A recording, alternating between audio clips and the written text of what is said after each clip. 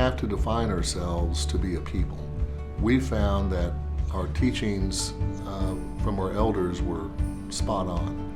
You must have a strong language, you must have a strong culture, and you must have land that you can claim as your own. We've been an oil and gas producing tribe since before the 1920s. When TransCanada came, they showed us that they're like-minded.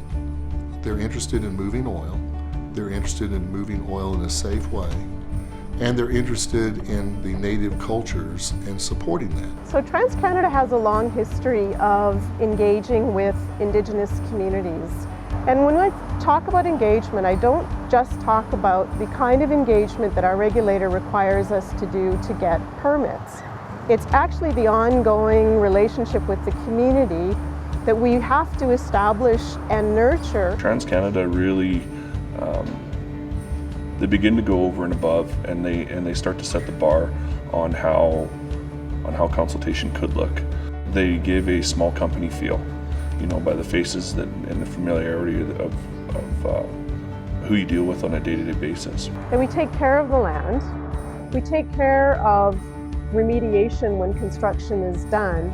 And more importantly, from a land and an environment perspective, that we put mitigations in place where we can't avoid a potential impact to the land. We have an understanding that should TransCanada come across any of our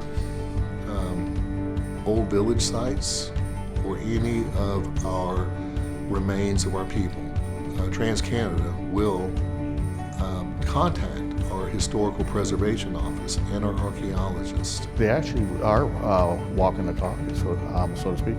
They're very proactive in the community. Like I said, they're very active with any community, whether they're Aboriginal or not, or non-Aboriginal.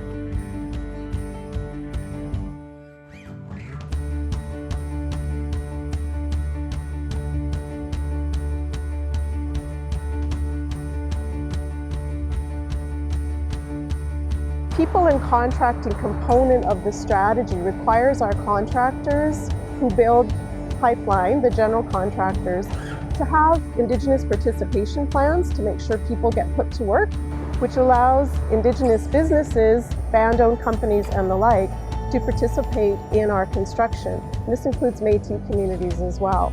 So we actually get to see capacity being built and people being put to work. My name is Brian Young, and my company is Young Forestry Services. We've been working with TransCanada for over 6 years now. For TransCanada, we brush out all the right-of-ways to make access. It's all about jobs and keep everybody working.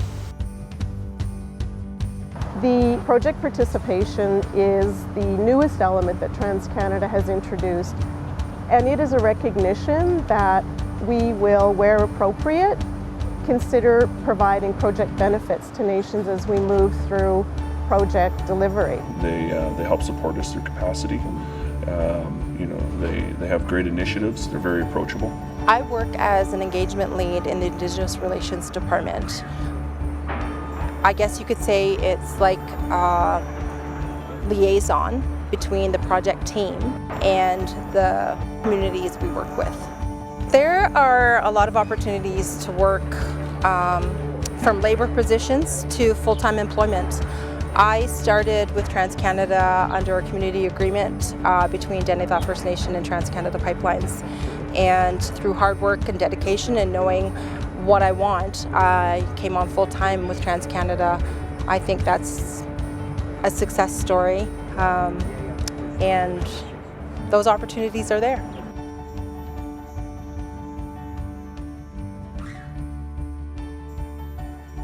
Communities set the priority.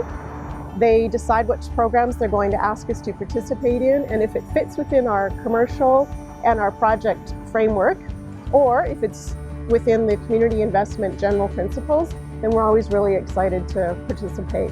And that can be anything from a reading program to programs aimed at getting more people from the community trained up to be able to work on our infrastructure projects or our operations.